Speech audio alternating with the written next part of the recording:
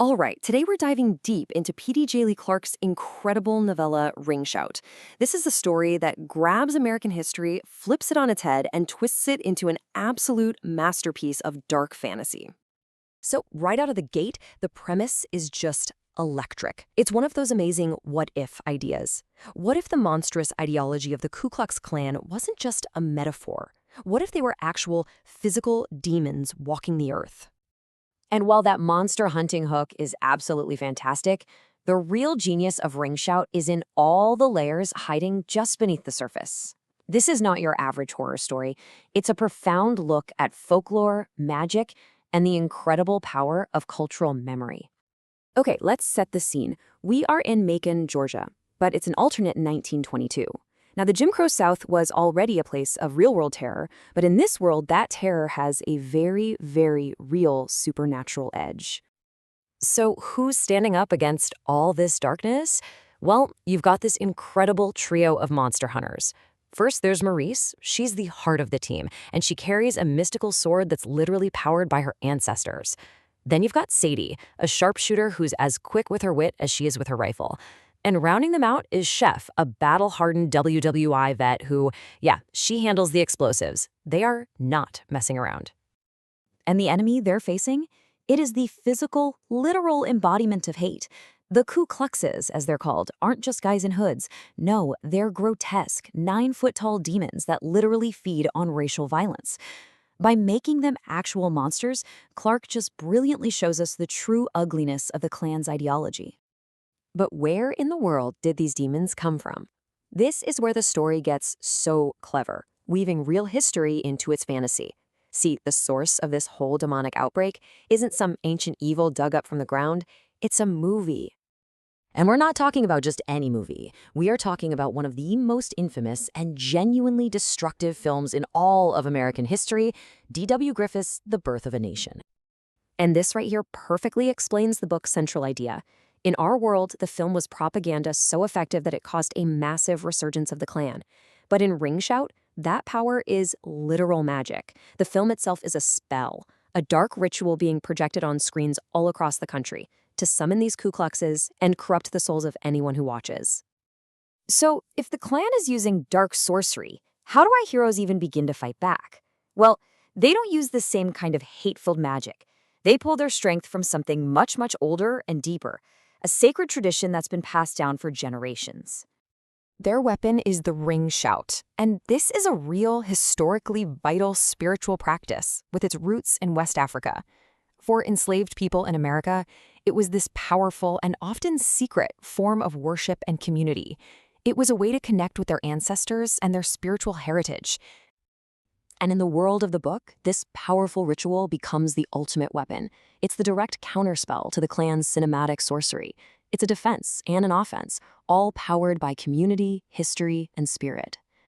So how does it actually work? Well, the rhythmic circular dance channels this incredible spiritual power, and it allows Maryse to actually commune with the spirits of her ancestors. Their strength literally flows through her, empowering her sword and giving her the force she needs to fight this darkness. It's just a beautiful concept. You don't fight hate with more hate, you fight it with ancestral love and deep cultural power. But believe it or not, the story goes even deeper than that. The power of the Ring Shout itself has an ancient source, like a kind of spiritual blueprint that explains exactly why this ritual is so incredibly potent. So what is this blueprint? Where does the fundamental magic of this circle dance actually come from? Well, to find the answer, we have to go back across the Atlantic. Take a look at this. This is the Bakongo cosmogram. It's a spiritual symbol from West Central Africa, and it is the key to understanding all of the magic in Ring Shout. The easiest way to think of it is as a map of existence itself. So you see that horizontal line? That separates the world of the living, up top, from the world of the spirits, down below. But it's not a solid wall. It's more like a permeable boundary, kind of like the surface of water, connecting these two realms. And those arrows show the flow of life. It moves in a counterclockwise circle, just like the sun's path through the sky, and it represents the endless cycle of birth, death, and rebirth. It's a worldview where life is circular, not a straight line, and where the ancestors are always, always with you. Okay, so here it is, the crucial point. The ring shout is the Bakongo cosmogram brought to life. By moving in that sacred counterclockwise circle, the dancers are physically tracing this map of the universe. They are turning a two-dimensional symbol into a living, three-dimensional portal that opens a direct line to the spiritual power of their ancestors. How cool is that? So when you put all of these incredible layers together, the pulse-pounding horror, the real-world history, the deep, powerful folklore, you really start to see why this story has made such a massive impact.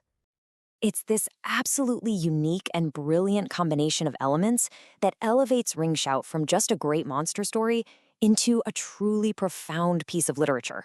It's smart, it's thrilling, and it is so deeply meaningful. And hey, you don't have to take my word for it. The critics certainly agree. I mean, just look at this list. Winning the Nebula, the Locus, and the British Fantasy Awards, on top of being a finalist for the Hugo and World Fantasy Awards. I mean, come on, that is a stunning achievement.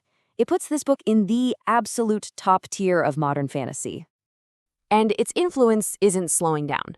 A television series is already in the works, which means this powerful, important story is about to reach an even bigger audience. You know, in the end, the author himself kind of gives us a clue as to why this story feels so necessary. By turning the historical horrors of the clan into supernatural monsters, folklore and fantasy can become these really powerful tools for confronting and maybe even processing real-world trauma. Ultimately, Ring Shout proves that fantasy doesn't have to be an escape from our reality. By taking us into this world of magic and monsters, it actually gives us a powerful new lens to understand our own history. And that leaves us with a really vital question to think about. How can the stories we invent help us understand the truths we inherit?